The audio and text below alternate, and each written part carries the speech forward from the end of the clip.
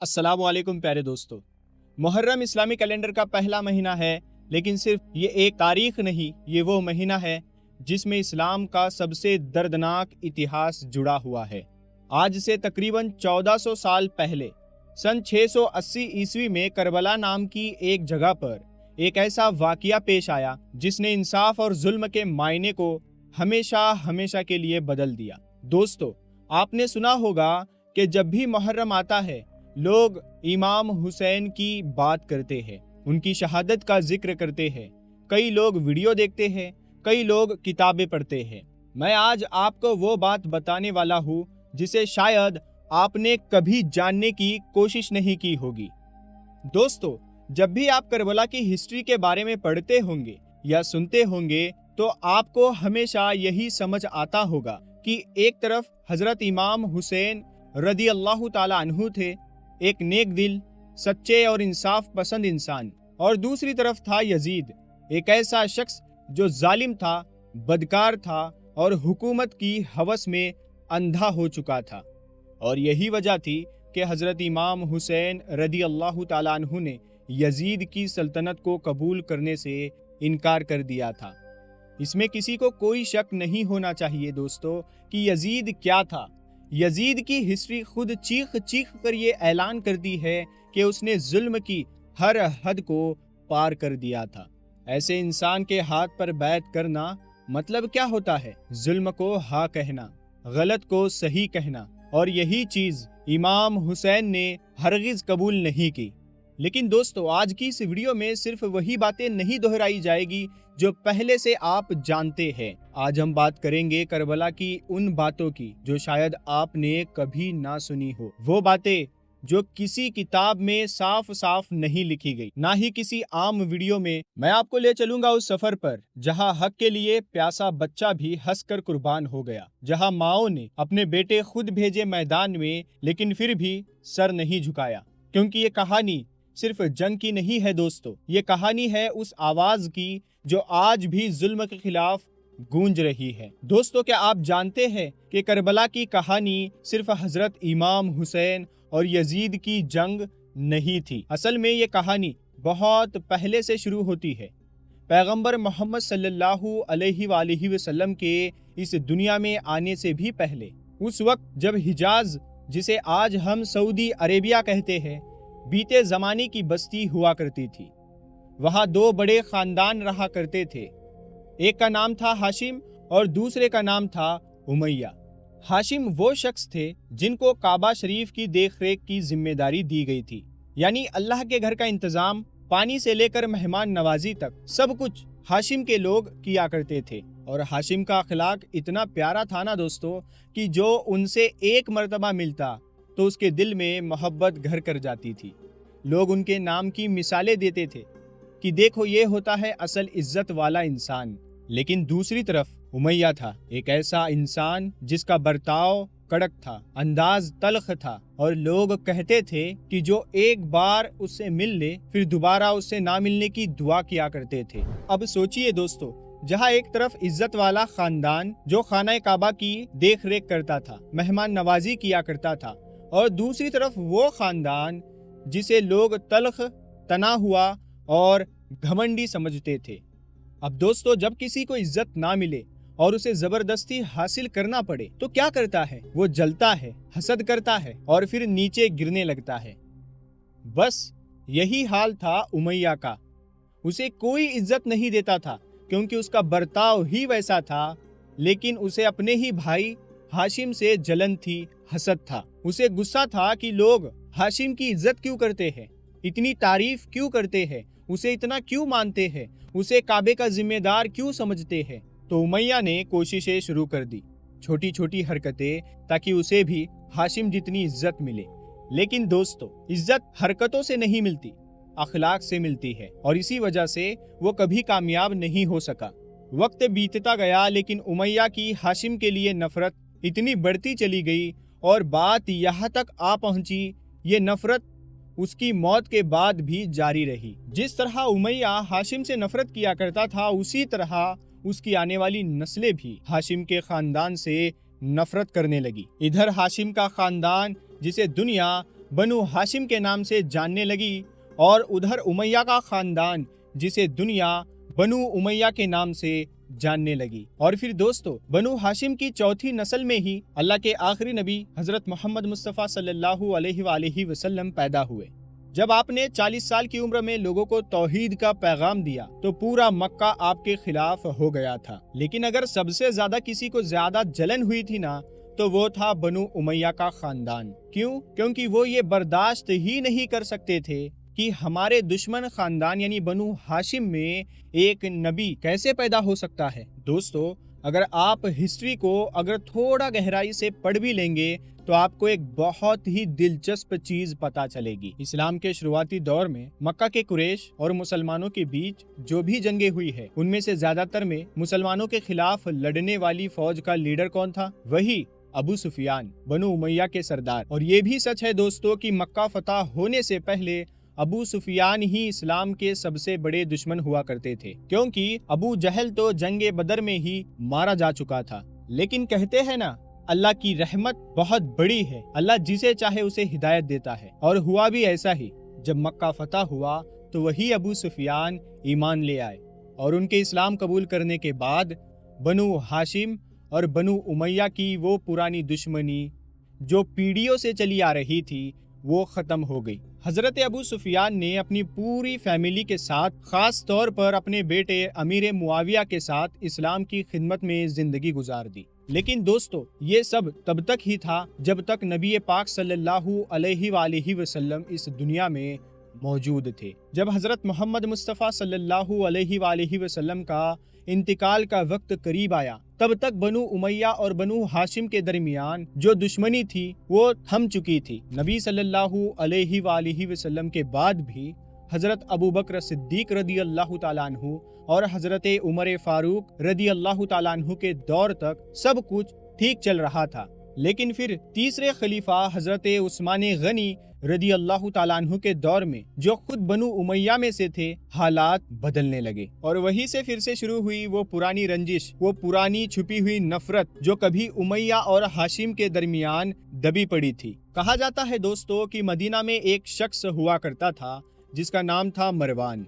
ये वही मरवान था जिसे उसकी गलत हरकतों की वजह से मदीने से बाहर निकाल दिया गया था। लेकिन जब हजरत उस्मान गनी रदी अल्लाह ताला अन्हु खलीफा बने तो मरवान फिर से मदीना में लौट आया और उसने दोबारा अपनी जिम्मेदारियां संभाल ली। हजरत उस्मान गनी का कहना था कि मैंने मरवान से हुजूर सल्लल्लाहु अलैहि वसल्लम के सामने माफी मंगवाई है। लेकिन दोस्तों यही मरवान आगे चलकर एक बगावत की आग की चिंगारी बन जाता है। उसकी वजह से एक बागियों का गिरोह खड़ा हो गया जो धीरे धीरे हजरत उस्मान गनी रदी अल्लाह ताला अन्हु के खिलाफ साजिशें रचने लगा। और फिर वो वक्त भी आया जब इस झगड़े ने इतना तूल पकड़ लिया कि हजरत उस्मान गनी रदी अल्लाह ताला अन्हु को शहीद कर दिया गया। हजरत उस्मान गनी रदी अल्लाह ताला अन्हु की शहादत के बाद हजरत अली रदी अल्लाह ताला अन्हु को खलीफा कबूल कर लिया गया। लेकिन दोस्तों यहाँ इस कहानी में फिर एक पुराना चेहरा सामने आता है जिसका जिक्र हमने पहले भी किया था। हजरत अमीर मुआविया रदी अल्लाह ताला अन्हु जो उस वक्त शाम यानी आज के सीरिया के गवर्नर थे। उन्होंने हजरत अली से कहा जब आपने खिलाफत संभाल ली है तो सबसे पहले हजरत उस्मान गनी के कातिलों से बदला लिया जाए। लेकिन हजरत अली रदी अल्लाह ताला अन्हु ने बहुत सोच समझकर कहा अभी हालात नाजुक है, अगर इस वक्त हम इन बागियों पर हमला करेंगे तो मदीना पूरी तरह फसाद में डूब जाएगा। पहले हालात को संभालने दो, फिर इंसाफ भी होगा और बदला भी लेंगे। लेकिन इस बात को लेकर हजरत अली और हजरत मुआविया के बीच तनाज़ा पैदा हो गया और इस लड़ाई का सबसे ज्यादा फायदा उठाया उन लोगों ने जो मुनाफिक थे। वो लोग जो जुबान से मुसलमान थे लेकिन दिल में ईमान और इस्लाम के दुश्मन थे, उनसे बुग़्ज़ रखते थे।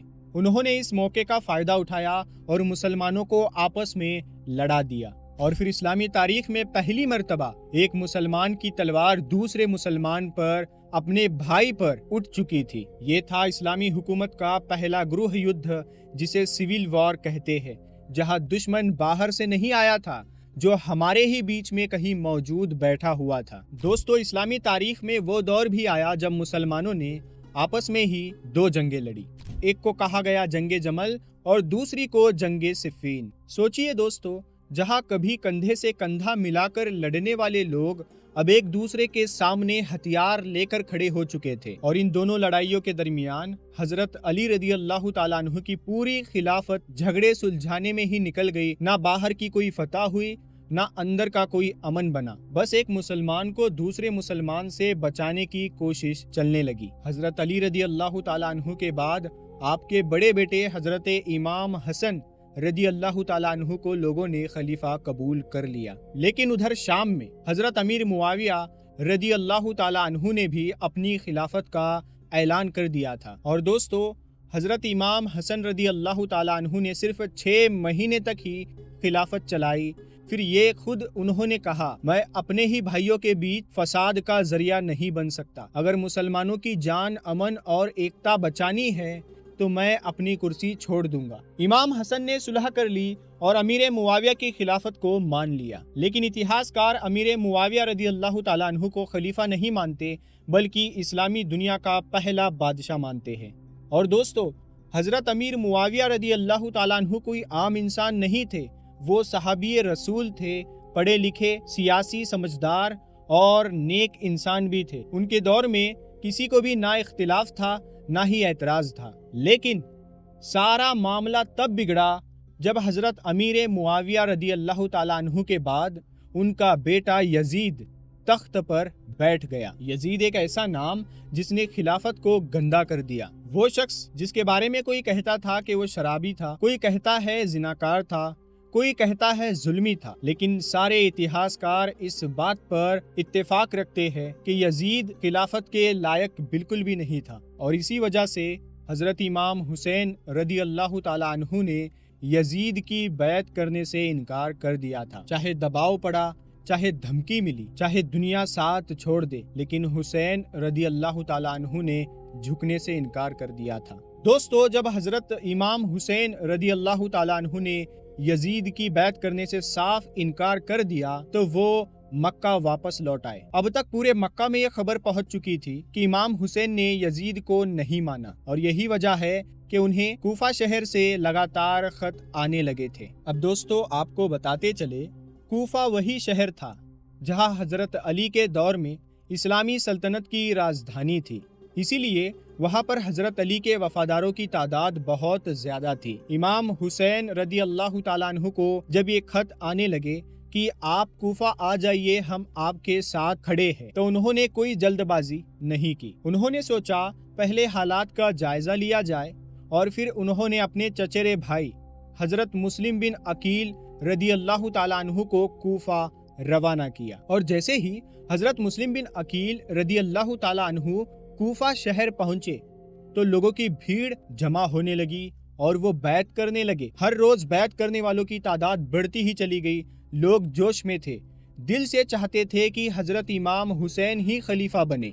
हजरत मुस्लिम बिन अकील ने जब ये देखा, ये माहौल उन्हें पसंद आया, तो उन्होंने फौरन एक खत इमाम हुसैन की तरफ लिखा, जिसमें ये लिखा हुआ था कि आप फौरन कूफा शहर चले आइए, यहाँ आपके साथ बहुत सारे लोग खड़े हुए हैं। लेकिन दोस्तों, जब ये खत इमाम हुसैन रदी अल्लाह ताला अन्हु तक पहुंचा, तब तक कहानी का एक रुख बदल चुका था। यजीद को भी कूफा के हालात के बारे में पता चल चुका था। उसे ये डर सताने लगा कि कहीं कूफा शहर के लोग इमाम हुसैन को खलीफा ना बना ले और सल्तनत का तख्ता पलट ना जाए। और यही से शुरू हुई चालाकी और जुल्म की एक नई चाल। यजीद ने फौरन ही एक जालिम इंसान इब्ने जियाद को कूफा का गवर्नर बनाकर भेज दिया, जिसका मकसद साफ था, हुसैन को रोको, हुसैन के चाहने वालों को तोड़ो। दोस्तों, इब्ने जियाद यजीद का वो जुल्मी आदमी था जो हजरत इमाम हुसैन को कूफा तक पहुंचने से रोकने आया था। वो एक बड़ा लश्कर लेकर कूफा पहुंचा, लेकिन उसने अपनी फौज को शहर के बाहर ही रोक दिया और खुद हुलिया बदल कर उस रास्ते से कूफा में दाखिल हुआ जहां से अक्सर मक्का और मदीना के काफिले आया करते थे। कूफा के लोग समझे कि वो इमाम हुसैन ही आए हुए हैं। उन्होंने इब्ने जियाद का इस्तकबाल किया, रास्ते सजाए, मरहबा मरहबा के नारे लगाए। लेकिन उन्हें क्या पता था कि वो इमाम हुसैन नहीं, इब्ने जियाद जालिम है। لیکن صرف یہ ایک دھوکہ تھا، ایک چال تھی۔ اگلے ہی دن ابن زیاد نے اپنی پوری فوج کو کوفہ میں بلا لیا اور پھر ڈر پھیلایا، ظلم پھیلایا، دھمکیاں دی۔ وہ لوگ جو 2 دن پہلے تک امام حسین کی وفاداری کا دعویٰ کیا کرتے تھے، اب اسی حسین کو اکیلا چھوڑ چکے تھے۔ یہاں تک کہ حضرت مسلم بن عقیل رضی اللہ تعالیٰ عنہ، جنہیں خود امام حسین نے بھیجا تھا، انہیں اپنی جان بچانا بھی مشکل ہو گیا تھا۔ حضرت مسلم بن عقیل ایک بوڑھی عورت کے گھر میں چھپے ہوئے تھے، لیکن اس کے شوہر نے کوتوال کو سب بتا دیا۔ حضرت مسلم بن عقیل اور ان کے ساتھ موجود ان کے 2 معصوم بیٹے گرفتار کر لیے گئے اور پھر ان کو شہید کر دیا گیا۔ ادھر مکہ میں حضرت مسلم بن عقیل رضی اللہ تعالیٰ عنہ کا خط حضرت امام حسین تک پہنچ چکا تھا۔ کوفہ کے حالات اچھے ہیں، آپ فوراً آ جائیے۔ اس خط میں ایسا ہی لکھا ہوا تھا۔ امام حسین نے بنا وقت گوائے سیدھا کوفہ کی طرف آگے بڑھنے کا فیصلہ کر لیا تھا۔ اور دوستو، یہ کوئی عام سفر نہیں تھا، یہ سفر تھا قربانی کا۔ حضرت حسین رضی اللہ تعالیٰ عنہ اپنے پورے اہل خانہ کے ساتھ نکلے، عورتیں، بچے، جوان، بوڑھے سب کے ساتھ نکلے تھے۔ جب قافلہ کوفہ کے قریب پہنچا، یزیدی فوج نے انہیں وہیں پر روک دیا۔ امام حسین نے کہا، میں تو تمہارے ہی بلانے پر یہاں آیا ہوں، اگر اب نہیں چاہتے تو مجھے واپس جانے دو۔ لیکن نہ انہیں کوفہ میں داخل ہونے دیا گیا، نہ واپس جانے دیا گیا۔ چلتے چلتے ایک چٹیل میدان آیا۔ حضرت امام حسین نے پوچھا، اس جگہ کا کیا نام ہے؟ جواب ملا، کربلا۔ امام حسین نے فرمایا، بس یہی خیمہ لگاؤ، یہی ہم ٹھہریں گے۔ ادھر ابن زیاد نے یہ سنا کہ حسین نے کربلا میں اپنا خیمہ لگایا ہے، تو اس نے اپنی پوری فوج کو وہاں پر بھیج دیا۔ اس فوج کی کمان سنبھالی تھی ابن سعد نے۔ ابن سعد وہی تھا، سعد بن ابی وقاص رضی اللہ تعالیٰ عنہ، جو صحابی رسول ہے، ان کا نافرمان بیٹا تھا، جو بہت ہی ظالم اور ناکارہ تھا۔ امام حسین نے ابن سعد سے کہا، یا تو مجھے یزید کے پاس لے چلو یا پھر مجھے مکہ واپس جانے دے دو۔ لیکن ابن سعد نے دونوں باتیں ٹھکرا دی۔ وہ بس ایک بات پر اڑا رہا، بیعت کرو ورنہ نتیجہ بھگتو۔ لیکن حسین کا نہ سر جھک سکتا تھا نہ ایمان۔ دوستو، دن گزرتے گئے اور آخرکار 7 محرم کا وہ دن آ گیا۔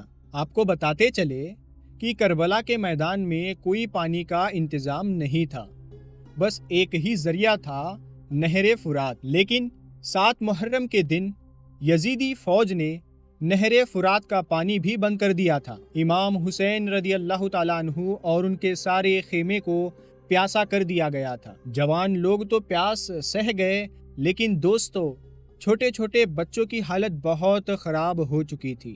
عورتیں تڑپ رہی تھی۔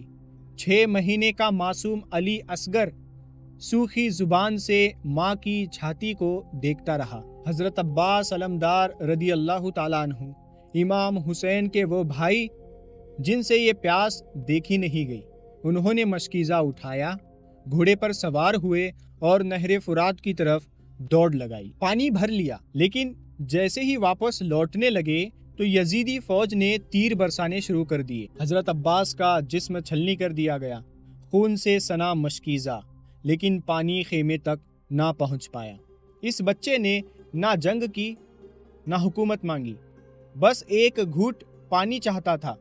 لیکن یزیدی فوج نے اس معصوم پر بھی کوئی رحم نہیں کیا اور تیر چلا دیا، اور ننھا علی اصغر بھی شہید ہو گیا۔ 9 محرم کی رات آئی اور امام حسین رضی اللہ تعالیٰ عنہ کو یقین ہو گیا کہ یزید کی فوج صرف ایک چیز چاہتی ہے، ان کا سر۔ تو امام حسین نے اپنے تمام ساتھیوں کو بلایا اور کہا، یہاں موجود ہر شخص 2-3 دن میں شہید ہو جائے گا، جو بھی واپس جانا چاہتا ہے وہ واپس جائے۔ پھر انہوں نے خیمے کے سارے دیے بجھا دیے تاکہ جو بھی جانا چاہے بے جھجک چلا جائے۔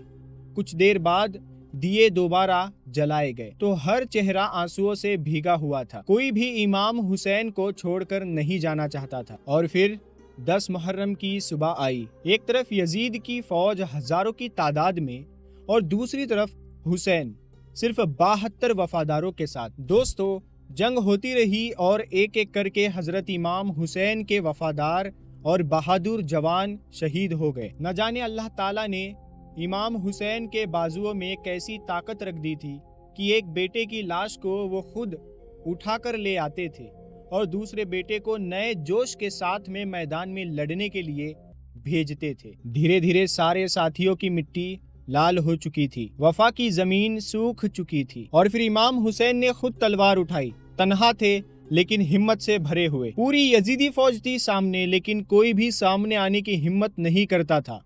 क्यों?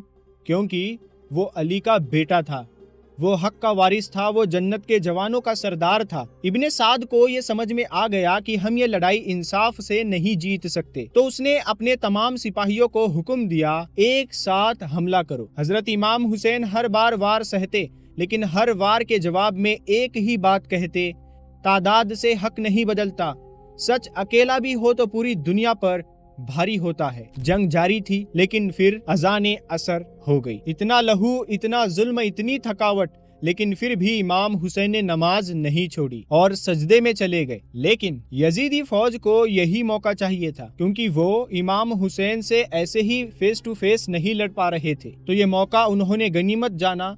जैसे ही इमाम हुसैन सजदे में चले गए, शिमर नाम का एक बदबख्त इंसान आगे बढ़ा और फिर इमाम हुसैन के सर पर तलवार चला दी। प्यारे दोस्तों, इतिहास की किताबों में आता है कि हजरत इमाम हुसैन का सर मुबारक नेज़े पर चढ़ाकर पूरे कूफा शहर में घुमाया गया था। मगर यजीद को क्या मिला?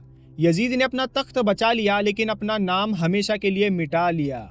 दोस्तों, करबला के मैदान में जब हजरत इमाम हुसैन रदी अल्लाह ताला अन्हु को सजदे की हालत में शहीद कर दिया गया, तो उनका सर भी चैन से नहीं छोड़ा गया। आपके सरे मुबारक को नेज़े पर चढ़ा दिया गया और फिर पूरे कूफा शहर में नेज़े पर चढ़ाकर जुलूस निकाला गया। इस जंगे करबला में इमाम हुसैन के खानदान में से एक ही मर्द जिंदा रह सका था, हजरत इमाम ज़ैनुल आबिदीन रदी अल्लाह ताला अन्हु, क्योंकि वो उस वक्त बहुत बीमार थे और लड़ने की हालत में नहीं थे। बाकी सब मर्द शहीद हो गए, औरतें कैद हो गई, बच्चे भूखे प्यासे। इमाम हुसैन का घर उजड़ चुका था, लेकिन इमाम हुसैन का मकसद कामयाब हो चुका था। भले ही उस दिन इमाम हुसैन को शहीद कर दिया गया था, इमाम हुसैन लोगों के दिलों में जिंदा है, कयामत तक जिंदा रहेंगे। हर उस दिल में जो जुल्म के खिलाफ है, हर उस सीने में जहां हक के लिए आग जलती है। यजीद तख्त पर था मगर बहुत डर रहा था। इमाम हुसैन रेगिस्तान में थे मगर सर उठाकर जिए। हुसैन मिटा नहीं, हुसैन समझाया गया। हुसैन सिर्फ शहीद नहीं हुए, वो हक की पहचान बन गए। अगर आप भी इमाम हुसैन से मोहब्बत रखते हैं तो इस वीडियो को दिल से शेयर कीजिएगा, लाइक कीजिएगा, ताकि हुसैनियत का पैगाम हर दिल तक पहुंचे। प्यारे दोस्तों, अगर आप जानना चाहते हैं कि करबला के बाद क्या हुआ, करबला का बदला किसने लिया, कौन था वो शख्स जिसने करबला का बदला चुन चुन कर लिया, चुन चुन कर उन सारे कातिलों को मारा जिन्होंने इमाम हुसैन को और उनके घर वालों पर जुल्म किए, शहीद किया, तो जानने के लिए आप हमारे चैनल को जरूर सब्सक्राइब करें और आने वाली वीडियो वही होगी, तो आप इंतजार करें। हम मिलते हैं आपको फिर एक अगली वीडियो में, तब तक के लिए अस्सलामु अलैकुम व रहमतुल्लाहि व बरकातहू।